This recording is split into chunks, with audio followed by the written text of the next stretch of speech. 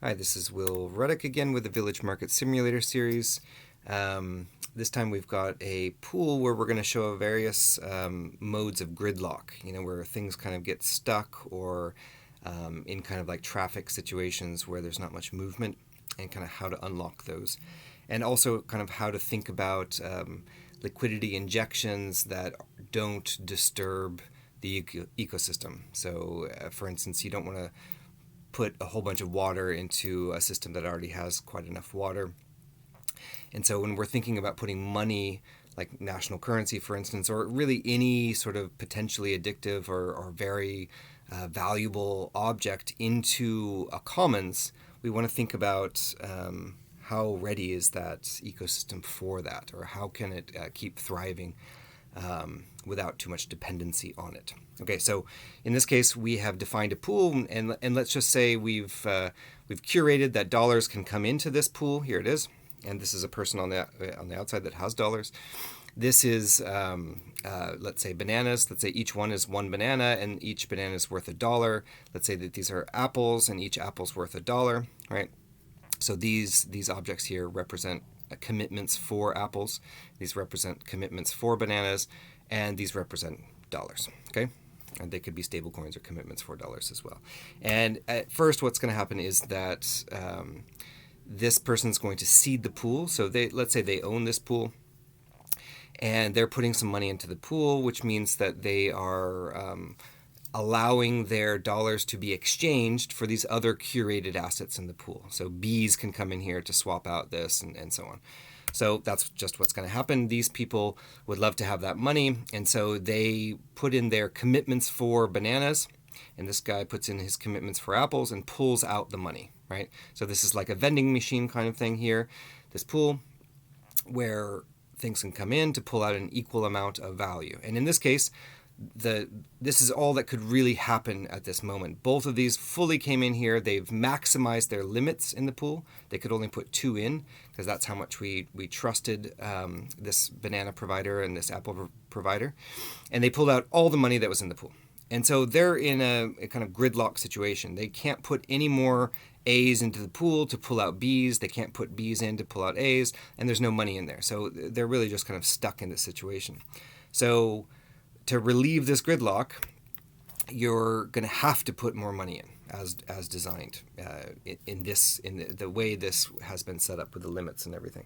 So money has come in, it's swapped in to relieve this pressure. So it's pulled out the B's and it's pulled out the A's, right? And so there's more money in the pool.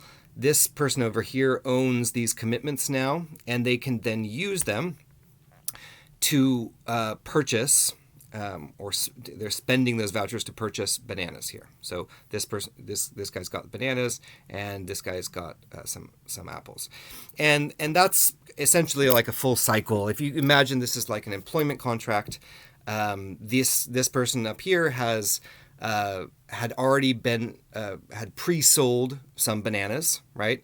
These were outstanding commitments that were in the pool. Once they were redeemed, like a gift card, they gave back the bananas, and everything's hunky-dory. They've sold their bananas, okay? We can think about this just like a typical employment contract. If this person, again, wants to put in their banana commitments and pull out dollars, and vice versa, they can just keep doing that. And so what you have is kind of like a latch mechanism, right? So the money comes in, right?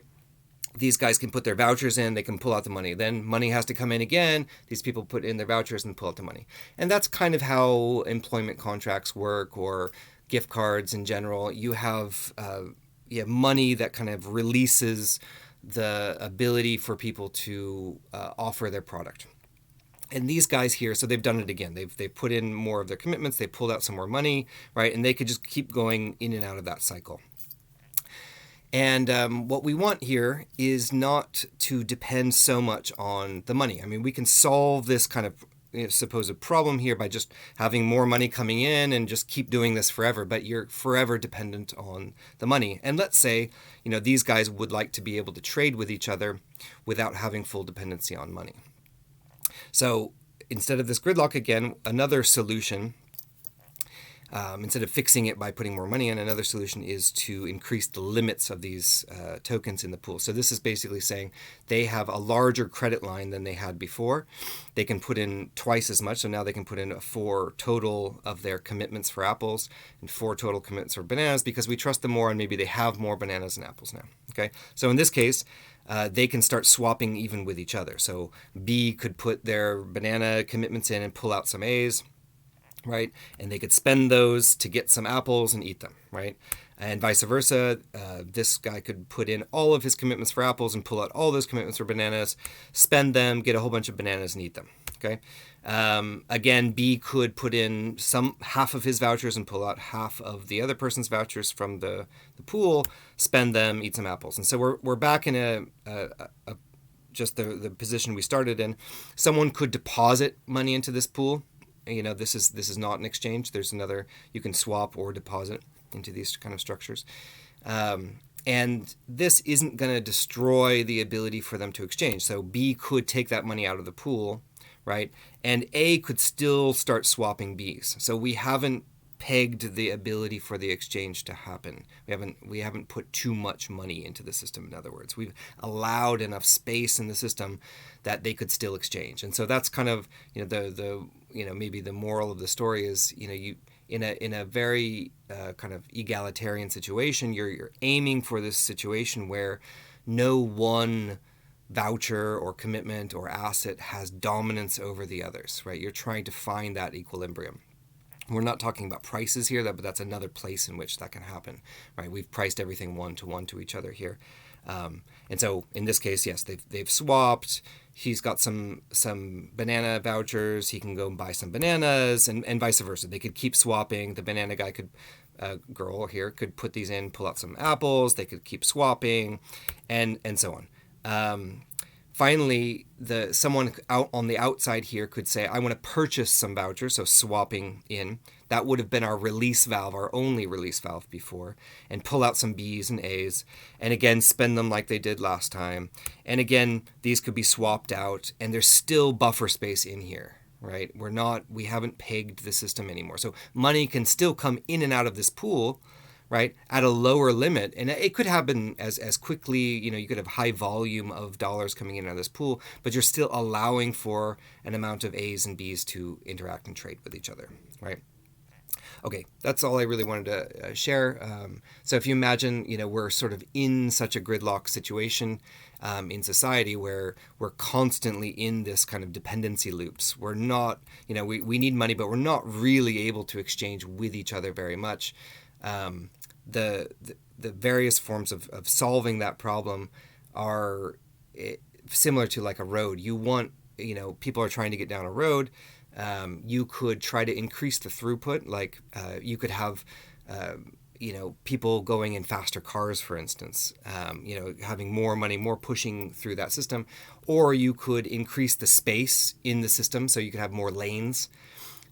Either of those solutions is still kind of dangerous, because if you keep increasing these limits here, you'll end up breaking your ability to trust this person to actually provide that limit, right? So if you allow 1 billion Apple commitments to come in here, well, that would be unreasonable, and then this would then become potentially the dominant token in the pool, or a sort of toxic token in the pool that people know that they actually can't get apples out. And so the kind of ultimate solution is neither faster input of cars on the freeway or more lanes. It's actually local systems that don't need that freeway so much, where people can interact, and get to where they need to go without getting on that freeway. And so that's what we're trying to sort of simulate here. So this is a fun dynamic, and I hope you enjoyed it. Have a good one.